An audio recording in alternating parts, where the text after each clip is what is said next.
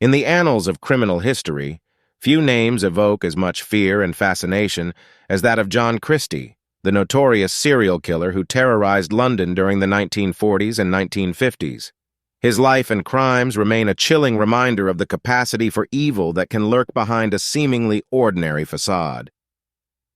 John Reginald Christie was born on April 8, 1899, in Halifax, West Yorkshire, England. His early years were marked by tragedy and instability. His father, Ernest Christie, was a violent man who often abused his wife and children. This tumultuous upbringing left a lasting impact on young John, who struggled with social interactions and displayed signs of sexual deviance from an early age. In 1916, at the age of 17, Christie enlisted in the British Army to serve in World War I. He trained as a signalman and saw action in France. Although he survived the war physically unscathed, his experiences in the trenches left him emotionally scarred. Many experts believe that it was during his time in the military that Christie's dark tendencies began to emerge. After the war, Christie returned to civilian life and married Ethel Simpson in 1920. The couple moved to London's Notting Hill district, where Christie found work as a police officer during the day and studied for a degree in medicine at night. His knowledge of human anatomy and his work in a mortuary would later play a chilling role in his crimes. Christie's criminal career began in earnest in the 1940s. He convinced women that he could perform illegal abortions, preying on their desperation and fear of social stigma. These illegal procedures often ended in the deaths of his victims. His first known murder was that of Ruth Furst in 1943. In 1938, Christie and his wife Ethel moved to 10 Rillington Place, a seemingly ordinary terraced house in London.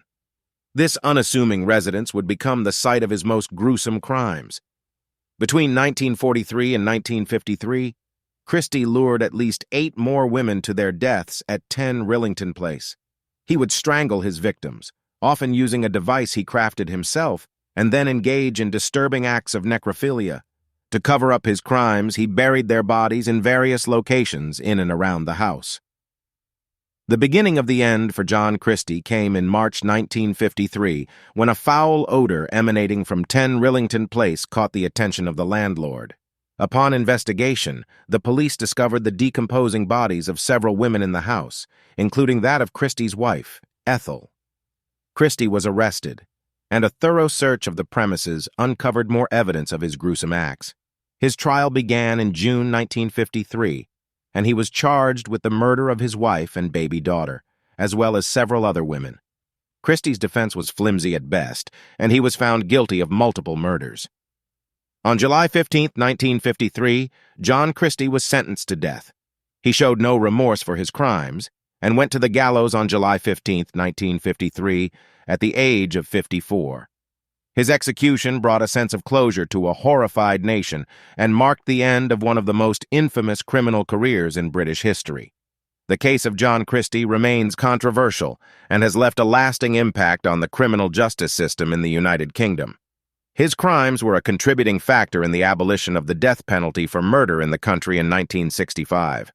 Additionally, the Christie case exposed serious flaws in the police investigation and legal proceedings, as an innocent man, Timothy Evans, had been wrongly executed for one of Christie's murders in 1950. This miscarriage of justice led to widespread public outrage and calls for reform in the criminal justice system. John Christie's life and crimes continue to be the subject of fascination and horror. His ability to maintain a facade of normalcy while committing heinous acts of violence is a chilling reminder of the depths of human depravity. The legacy of his case has left an indelible mark on the history of criminal justice in the United Kingdom, serving as a cautionary tale of the importance of a fair and thorough legal process.